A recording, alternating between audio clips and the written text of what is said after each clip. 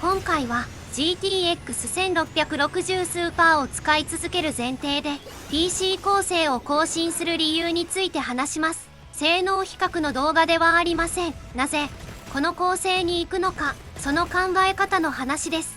正直ここまで引っ張るとは思ってませんでした。現在の検証環境は10年以上前に登場した第3世代の Core i7、4 Core 8スレッド、G77 チップセットのマザーボード、DDR3 メモリです。遊ぶだけなら問題ありません。ただ、今から復帰する人の参考としては少し歪みが出てきました。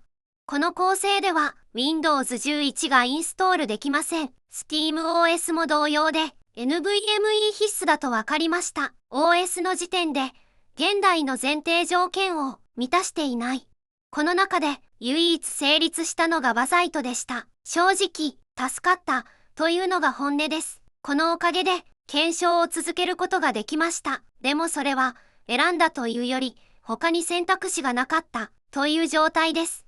ここで誤解されやすい話をします。今回 CPU を入れ替えます。名前だけ見ると i7 から i5 に落としているように見えるかもしれません。でもこれは第3世代の i7 から第14世代の i5 への移行です。コア数は4コアから10コア。性能的には比較になりません。新しい検証環境は Core i5-14400F。マザーボードは H610 チップセット。エントリー向けですが、第14世代 CPU を動かすには十分な構成です。メモリは DDR4。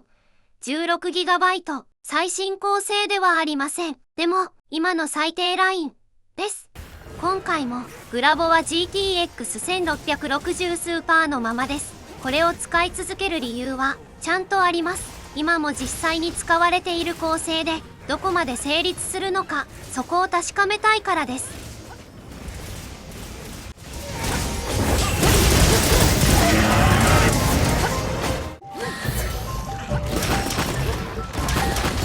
新 PC 構成の目的はパワーアップではありません。CPU ボトルネックによる検証の歪みを消すこと、グラボが原因なのか、CPU が原因なのか、それを正確に切り分けるための環境です。この構成でこれからやりたい検証は3つあります。まず、GTX1660 スーパーは現代 CPU と組み合わせるとどこまで安定するのか。次に、SteamOS は本当にインストールできるのか。そして、Windows と Linux 系でのパフォーマンス差、一つずつ検証していきます。